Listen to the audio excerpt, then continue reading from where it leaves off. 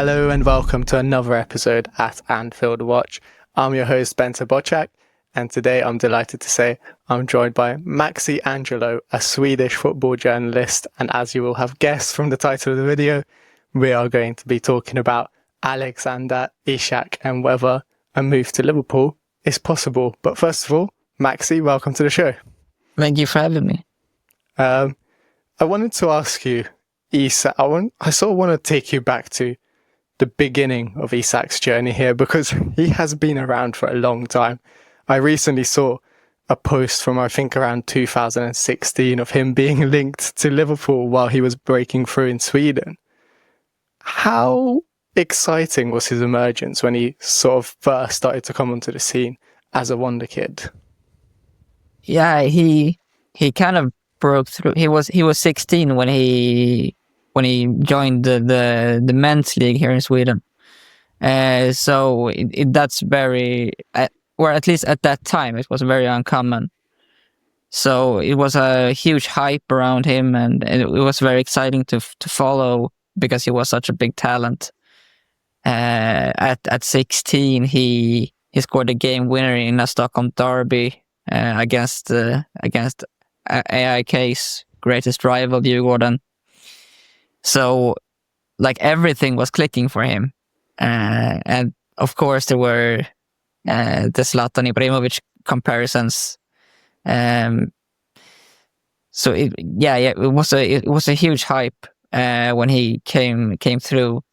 Kind of came from out of nowhere as well, because there wasn't a lot of talk before he joined the men's team at AIK. It was very, very fast.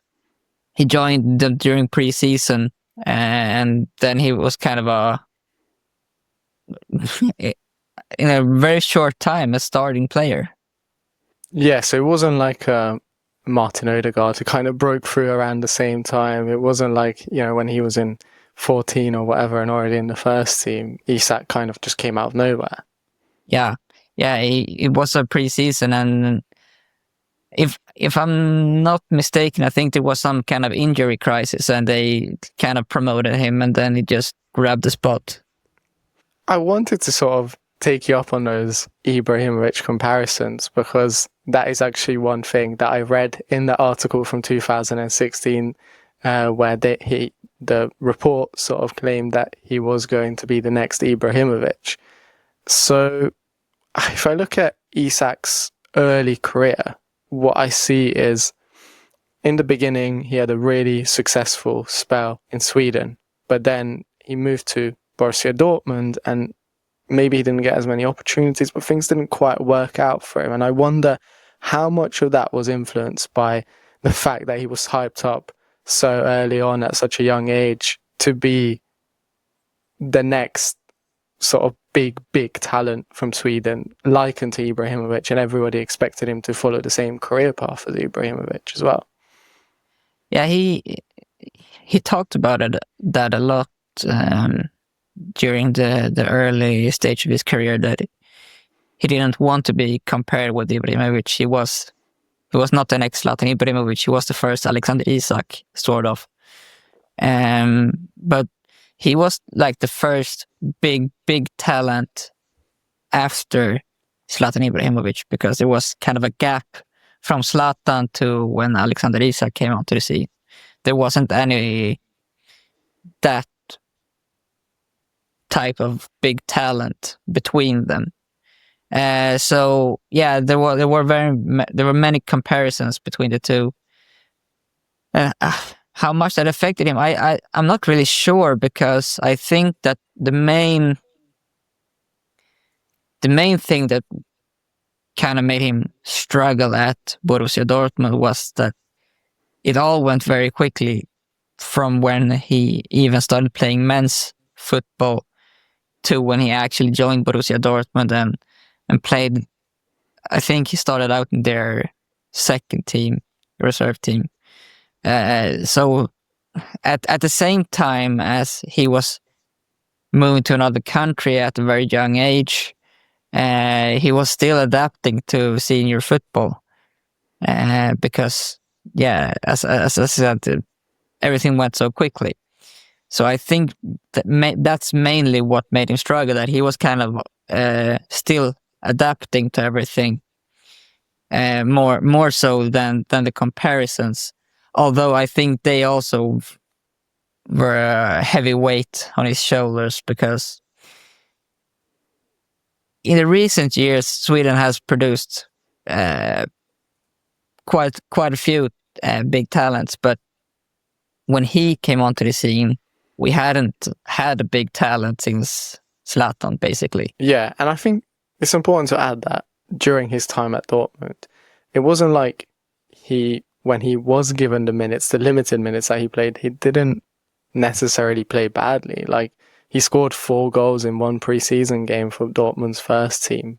And then I think he scored in the cup for them as well. Like, if you're looking at per 90 minutes, the limited time that he was playing, he was actually quite productive, and he was doing really well for Borussia Dortmund's second team as well, like playing a key role. I think he scored like 40%, or he was involved in 40% of the goals that Borussia Dortmund's second team scored during the time that he was on the pitch. So, like, he was an important player for them as well. Yeah. And I think when you sort of talk about, you know, how he wasn't maybe necessarily ready for that step, it kind of reminds me of Mo Salah at Chelsea in a way. You know, like, he went from playing at Basel, which is a high level, but not necessarily the heights of the Premier League, and then he made the step up to Chelsea, who at the time was one of the best clubs in the Premier League. He made the step up and he wasn't quite ready for it, and he needed a couple of steps down first before he could reach Liverpool. And I kind of see a bit of a similarity there with Isak as well. Yeah, that's a very interesting comparison. But yeah, as you said, I think that obviously he was doing very well in the men's league here in Sweden, but that's a big step from there to Borussia Dortmund. So yeah, I think as he was kind of all in the process of adapting here, he took a huge step and had to adapt to an even higher level in Germany. Yeah, and then obviously ended up moving to the Eredivisie on loan, where he did very well, and then moved to Real Sociedad. And I think for many years after the initial hype, it seemed like people had sort of doubts about him, even when he started to play quite well at Real Sociedad. They didn't quite see that he would reach the heights and the level that he has reached at Newcastle. So at the time, I wonder, just before he made the move to Newcastle, what were the perceptions around him in Sweden? Were people sort of seeing him as a sort of failed wonder kid who didn't live up to the expectations, or were people still like excited about his potential? Because he was still very young when he made the move to Newcastle. Yeah, well, when he was at Real Sociedad, it was the first time and the last time anyone in Sweden cared about Real Sociedad. We followed him quite intensely there. I think he didn't get labeled as a failed wonder kid. I think that was kind of more of everyone was waiting for him to just really explode, because you could see glimpses at Real Sociedad, and I think, I don't have the stats in my head, but I think he did quite well there, goal producing speaking, almost every season. So I think that it was more like we were just waiting for him to explode than kind of seeing him as a failure, because his talent is evident. It was evident at the time as well. So it was more like when than an if he would explode, I would say. I want to talk a little bit about that talent. Like, what makes him such a unique profile and such a special striker? Because, you know, it's okay, we watch him in the Premier League, we see him scoring goals, but obviously you have followed his career from since he was 16 years old. So to you, what kind of stands out about him and his qualities? I think that it's kind of boring answer, but I think it's his all-round profile as a striker. I think that he has the size. He's tall. He's big. I think he's put on quite a lot of muscle since he moved to Newcastle. That was my main, like, if there was any weakness when he moved to the Premier League, I thought it might be his strength, because he's always been tall but quite thin. So I like, how would you adapt to that? But otherwise, I think he's fast. He has great technique. One thing I think that is very underrated with his game is that he's very smart and kind of has a better playmaking ability. Is maybe the wrong word, but he's very perceptive of what's going on around him, and he's very smart on the ball. Like in the national team, Jon Dahl Tomasson, which is the national team manager of Sweden, he's played him as a number 10 quite a few times, because he thinks he can fill that role very well. So that is one thing I think that is very underrated about him. But otherwise, he's a goal-scoring machine now. He scored quite a few goals in Real Sociedad, but he's taken it to another level now in Newcastle.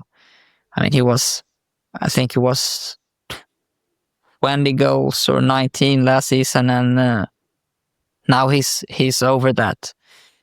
So yeah, that's what makes him exciting for me, that he is a goal scorer, but he can add so much more than just that. He could absolutely fill a very good role at Liverpool, being kind of a dropping striker as well. That was actually going to be my next question, because obviously at Newcastle, he's been the main man, the star player in the team. At Liverpool, that might not necessarily be the case if Mohamed Salah sticks around. So I was kind of wondering, like, how would he be able to adjust to maybe not me being the focal point of the attack and the main source or the main sort of person to be scoring the goals and the star performer? I don't think that would be a problem for him. My perception of him is like he doesn't care about prestige or anything like that. Obviously, he wants to score a lot of goals, but I never seen him as someone who needs to be the main man. He's a winner. As long as the team wins, he's fine with that. But at Newcastle, that's pretty much the first time he's been like the big star, I would say, because at Real Sociedad there was Martin Ødegaard on loan. They had Mikel Oyarzabal, who was a local player and like their kind of big star.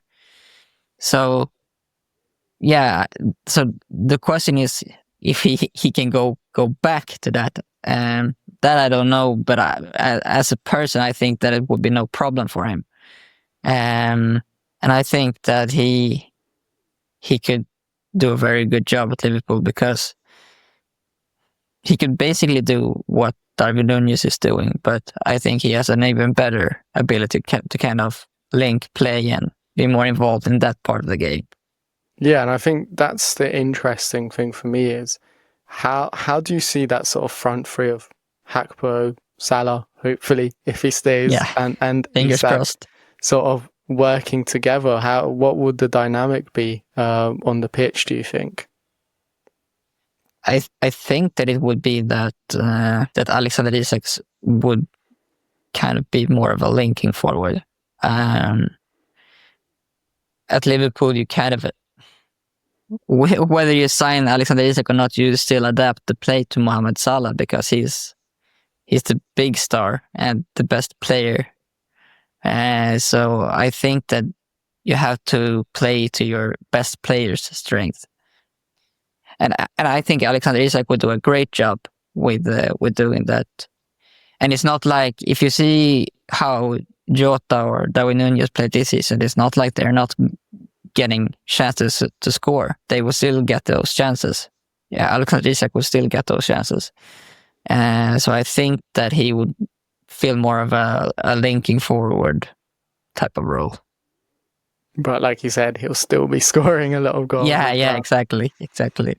Yeah, and I mean, this is kind of the elephant in the room because we are getting excited here talking about the prospect of Isak joining Liverpool, but the reality is he's a Newcastle player and he's under contract there, I think, until 2028. So, at the end of the day, Newcastle hold all the cards in this deal. What are sources saying in Sweden about the possibility of Liverpool making a move for him, or do they see this as a genuine possibility, or is there any sort of chance of this actually happening? There has pretty much been any talk about this in Sweden, like sources reporting news. Everything we hear come from the English side of the media. But I think the general consensus here is that it will be tough for Liverpool to sign him because of the fee that Newcastle will be asking for. Historically speaking, Liverpool hasn't paid that kind of a fee for anyone. So I think we don't see it as realistic here, even though it would be fantastic to see him play at an even bigger club. There was a lot of hype last summer when there was talk about Arsenal getting him. Like, people here in Sweden just want to see him at an even bigger club. And not to kind of get political or anything here, but in Sweden there's kind of a stance on people care about Newcastle being owned by the Saudi government, so they want to see him at another club because of that as well. So not Manchester City then? No, it's the same with Manchester City. People in Sweden care a lot about those stuff. So yeah, I think that Arsenal, Liverpool, Manchester United, or any of the Spanish clubs would be kind of the preference. But obviously mine is Liverpool. Yeah, I mean, that's because you're a Liverpool fan, and I think in terms of looking at this from a fan perspective, there's been talk of Liverpool maybe using Jarrell Kwanzaa or potentially Joe Gomez as part of the deal to cut down the transfer figure and make it more reasonable for them to pay, or more doable in terms of the Premier League's financial profit and sustainability rules that are in place at the moment. So would you be willing to sort of part ways with, for example, Kwanzaa to get Isak in for Liverpool? I mean, I'm biased, so yeah. I really like Jarrell Kwanzaa, but if it was him or Alexander Isak, it's a pretty easy choice for me. If you throw in Joe Gomez, it's a harder choice because I love Joe Gomez, and I kind of feel that it's a bigger value than people see to have someone who's been at the club for so long. He's kind of a culture bearer. So even though he doesn't hold kind of the same value as Jarrell Kwanzaa, he holds an even greater value in my eyes. But yeah, I think it would be a kind of a no-brainer for both of them, to be honest, just to get Alexander Isak, because he's the kind of missing player in that front three, isn't he? Absolutely. I'm going to sort of test you here. Do you think 80 million plus Jarrell Kwanzaa or Joe Gomez, it doesn't have to be both of them, but one or the other, 80 million plus Jarrell Kwanzaa or Joe Gomez, does that get Alexander Isak for Liverpool? And is that a good deal for Liverpool as well? Yeah, it's a good deal for Liverpool, I think. I'm not too sure that Newcastle will go for it. maybe if you go up towards 90 or 100 million pounds plus Gerald Kwanzaa, I think they would go for it. But I think they hold him at such a high value, especially now after the Carabao Cup final, because he's now like the main man in the city and the kind of poster boy for Newcastle United. So yeah, I think they will demand a lot for him to let him go. But then there's the case that his contract is running and he still hasn't renewed or extended that contract. So at some point they have to make a decision if they want to cash in or if they kind of just want to let that contract run out and get the most of him for as long as he's there. I think the other thing that is going to be key, and maybe Swedish people are going to be sort of cheering against Newcastle a little bit because, like you said, they want Isak to move on to a bigger club, is the prospect of Champions League football. Now, if we're looking at it, it looks like the 5th place in the Premier League is likely going to secure a Champions League spot. Newcastle are in contention for that spot, but it's not guaranteed that they will get it. And if they don't, their finances are going to be looking a lot worse, and Newcastle are not in a situation like Manchester City or the other sort of top 6 Premier League clubs where they can spend freely and they have the sort of marketing resources to bring into the club to meet the Premier League's financial sort of fair play rules. So for them, if they don't get the Champions League football, it might be the case that they need to sell in order to build the club and bring in the players that they want to bring in. And that could involve making a big sale to Liverpool for Alexander Isak and then being able to rebuild their team and make their team better. There is a case and an argument there. I mean, obviously we're biased as Liverpool fans, but I think it's a case that even for Newcastle fans would make sense. Yes, you lose your best player, but at the moment Newcastle are still kind of a selling club, and at the same time they would be able to build and bring in other players and make their squad and their team stronger. So I think if Liverpool use those kind of arguments and if Newcastle don't get the Champions League, then there is still a chance that somehow in some way you can pull this deal off. Yeah. And in some sort of way, even though the financial situations wasn't the same, it's kind of when Liverpool sold Philippe Coutinho, sold him to a big price to improve the team, and for that price you got Virgil van Dijk and Alisson Becker. So it could be kind of the same situation for Newcastle, and I think that it would be wise for them to do, because I mean they could still get a great striker for that price, and still improve other sides of their squad. I hope they go for it. But yeah, it remains to be seen. Yeah, I think sort of the general consensus, like you said, is that it's going to be very difficult for Liverpool to get this deal over the line.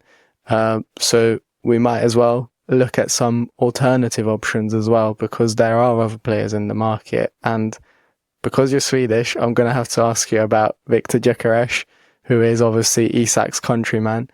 He is 100% going to be on the move this summer. I was surprised he wasn't on the move last summer, but after another season at Sporting, it looks like he's going to be available and he's going to be trying to get a move to the Premier League or one of the big clubs in Europe for sure.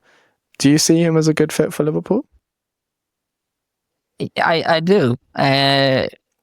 For Gyökeres, I think it's more of a case like with Darwin Núñez.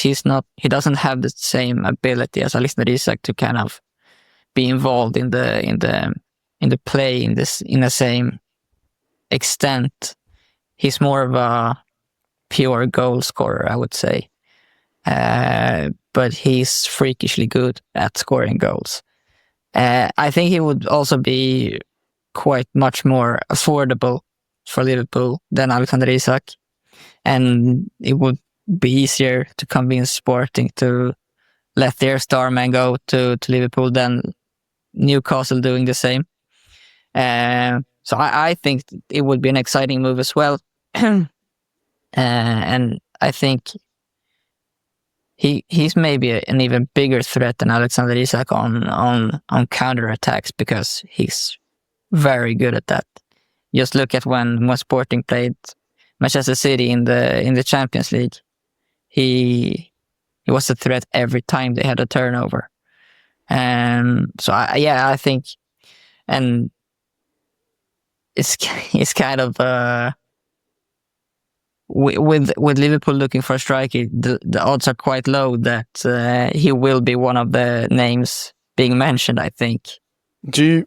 Obviously Liverpool fans immediately are going to be like, but we signed Darwin Núñez from the Portuguese league, so because of that, Gyökeres can't be any good. But can you sort of dispel those myths and explain why he's different to Núñez and why he can be a success at Liverpool?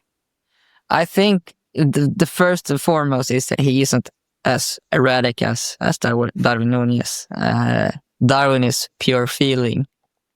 Gyökeres is more calculated and more composed, I would say. So I think that first and foremost is something that speaks in Gyökeres' favor.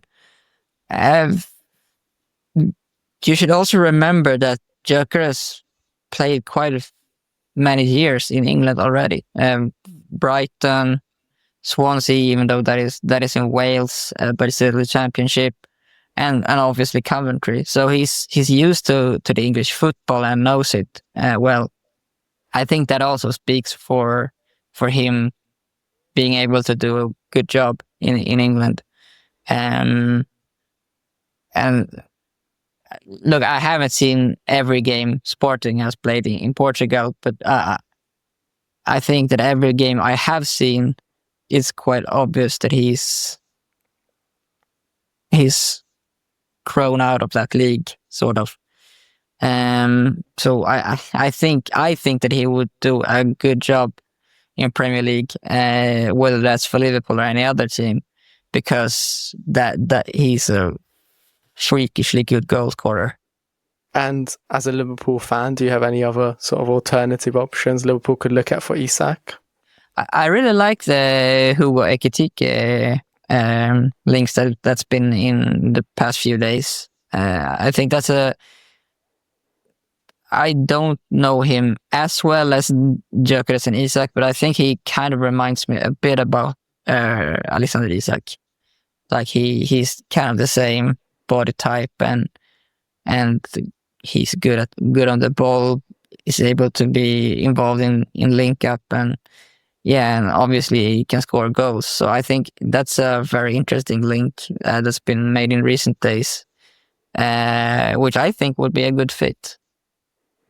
You are speaking my language there. I'm a big fan of Hugo Ekitike as well. So yeah, I think if Liverpool can't get Isak over the line, I think I would like to see Hugo Ekitike at Liverpool. I think it would be a great option.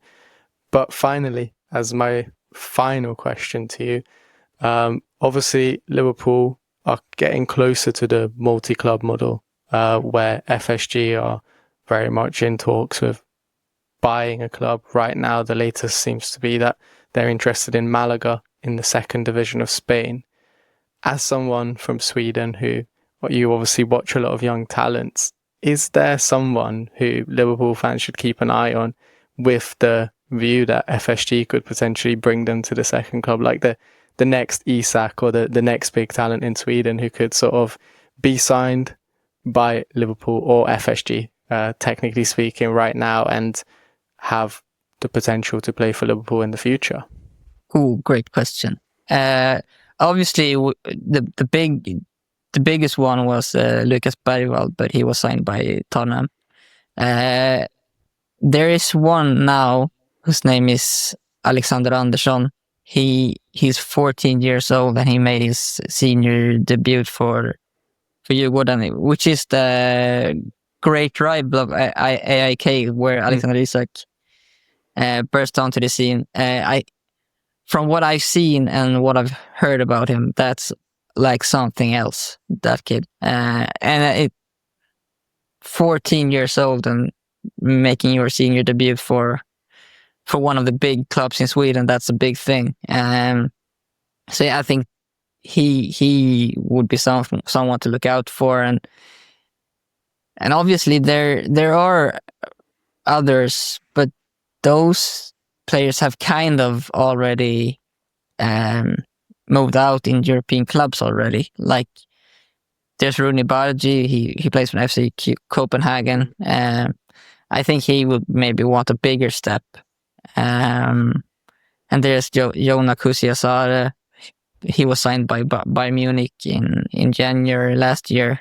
So in the last few years, the big clubs have already started signing young players in Sweden at a very young age. So there aren't, the big talents are already somewhere else almost.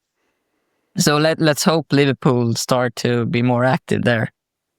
Yeah, let's keep our fingers crossed. And you heard it here first. Keep an eye on that 14-year-old wonder kid. Hopefully, in a few years' time, we will be talking about him again. But for now, thank you very much, Max. I really appreciated all your questions and your time as well.